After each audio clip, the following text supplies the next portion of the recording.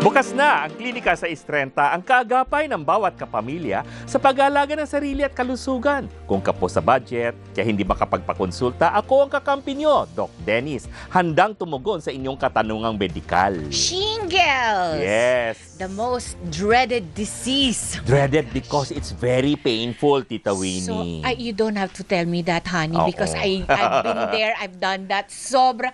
And it's na, hindi lang siya sobrang sakit. Oo. Sobrang mahal din po Yes. ng gamot. Pero yung gamot na ginagamit mo, Tita Winnie, hindi ang pampagaling, pampakalma lang. Hindi yung sa mga lesions. Pampakalma lang yun. Mapakalma lang? Yes, because this is a viral illness, varicella zoster. So what you're using as an antiviral is just to hasten, pabilisin lang yung turnover. Okay. Pero kailangan pa rin umandar sa prosesong yun. Okay. I-share ko lang, Doc, Yes, yung yes. experience ko. Okay? So, number one, nangyari yun, may sakit na yung asawa ko. We were supposed to go to the hospital for his second operation. Oh. Ngayon, pagising ko nung umaga, ang sakit-sakit ng likod ko. Saan? Sa may balakang? Sa may balakang, dito. Okay. Tapos, akala ko, may UTI ako. Pero, maayos ang ihi ko. Okay. At saka yung ginagano ko nga yung likod ko. Hinahawakan mo. Oo. Massage mo. Inaano ko kasi kung merong sensation, di ba? It's really the kidney. Sorry naman. Ang galing ni Tita Winnie, di ba? Sa kaka-interview ba naman eh. Pero wala. So, nagpunta, at uminom ako ng mefenamic acid. Okay.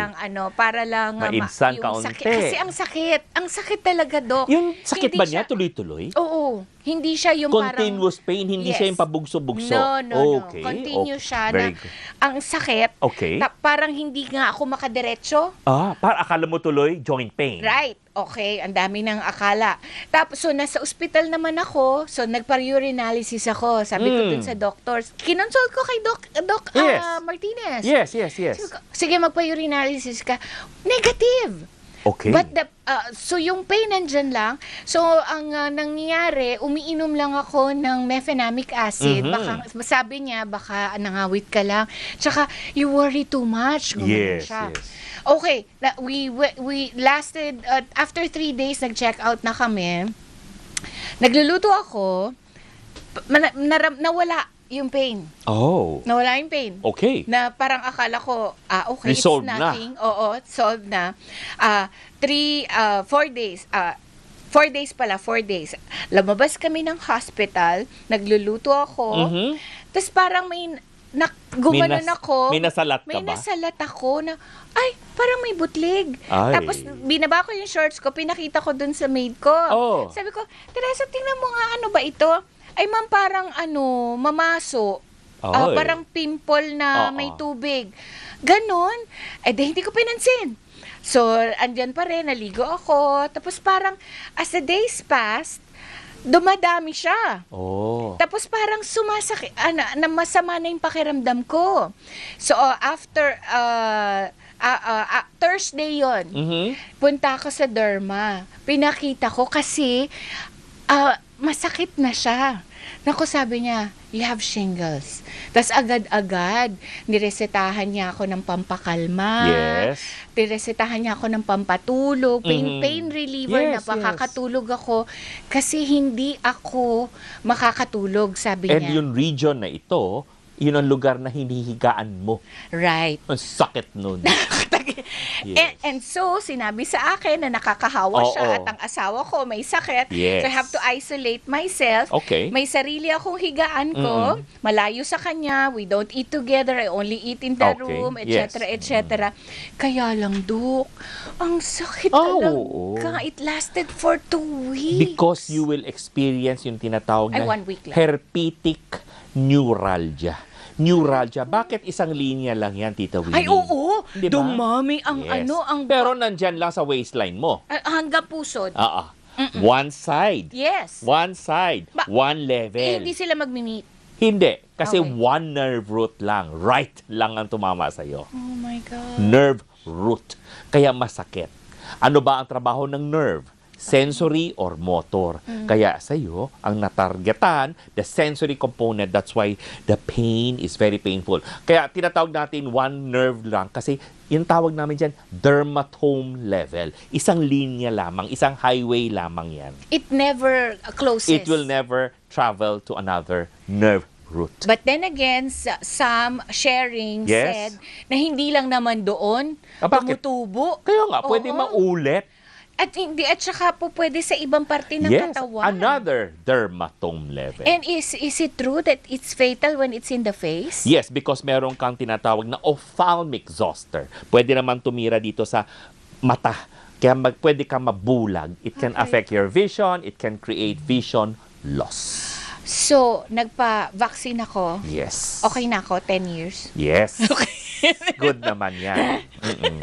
Kita mo. Pero hindi, Dok, Oo. ipaliwanag mo. Sabi mo, Mm-mm. hindi lahat ng nagkakabulutong tubig pwede magka-shingles. Tama, dahil ito ay shingles or varicella, herpes zoster ang tawag natin sa medicine, ay nangyayari sa isang individual na nagkaroon na ng chickenpox or Okay. bulutong tubig. Si varicella yan. Oo, nag-recover ka na. So yung virus, tahimik na, dormant na. Kumbaga sa bulkan, kalmado siya. Sandali, dormant, sleeping lang yun eh. Nandiyan lang siya.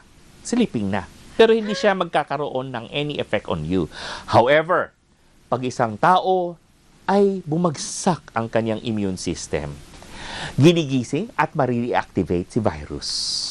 So, ang tatargetin niya, isang dermatome level, magi-inflame siya, magi-create siya ng damage, at inflammation will cause what? Pain. That's why, ano ang kanyang root virus? Herpes zoster. Therefore, ang manifestation niya, parang chickenpox, but this time, isang linya lamang. It's so painful. At kanino pwede ito mangyari? Kaya nga, Sabi ko nga, sa lahat ng tao na nagka-chickenpox, pwedeng mangyari. Pero, mas mangyayari yan sa isang taong nagkakaedad, higit 50. Yung mga taong sabihin natin meron immune system na issue, kagaya ng HIV, yung mga prolonged and uncontrolled steroid intake, okay. di ba? Kaya Okay. dapat resetado, may reseta yan eh. Yung mga taong may organ transplant. Okay. Dahil nagbibigay kami ng immunosuppressives, Okay. immunosuppressants eh, di ba? And of course, yung mga, sabihin natin, may malignancy sa katawan or cancer. Kaya nga, advice sa'yo, Tita Winnie, please, Don't. umiwas lang muna Ay, kay oo Mr. naman. Because medyo, ang immune system niya is down, okay? Oh, yeah. And of course, sa mga taong sabihin natin, overwhelming ang stress at fatigue na fatigue siya. And sabi ko nga, yung merong gamot na immunosuppressants. Nalungkot nga ako eh. Sabi ko, di pa naman ako senior kasi tumutubo daw to sa mga senior. Oh, yes. Pero you were in a state of so much stress. Okay, tawag dito. So pagkat may madaming question. Oo. Tawag da paano siya nakakahawa? Hindi siya nakakahawa na pag ikaw ay may herpes zoster. Ulit. Okay? Hindi siya, okay, nakakahawa tulad ng bulutong tubig. Okay Yun na, ang by iisipin mo, oo. touch, by air, etc. Okay. Yes. Paano yun? Bakit ako Pero kailangan? pwede yung hawaan isang taong never pa nagka-chickenpox. Oh. Never pa nagka-chicken. Sino ang pinakaugat niya? Chickenpox. Oo nga. Di ba? Oo nga. So, Oo nga. Pag mayroong isang taong wala pa at walang bakuna laban sa bulutong tubig, pwede.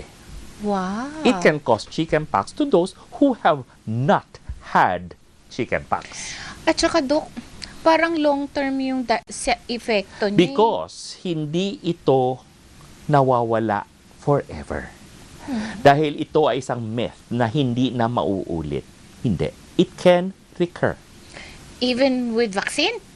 Well, controlled na siya by vaccine, Okay, di ba? okay. Kaya nga ina-advise natin ang shingles vaccine. Okay. 2 doses yan, 2 months apart. Oo nga, Diba? oo. Medyo mahal lang po. Yes, pero naman, the comfort At saka 10 years and the assurance. Yun yung kinompute ko 10 years naman Oo. Kaya Hindi naman i-split ito out yearly. I-split out mo yung bill mo. Oo. Medyo sulit naman. Sulit na.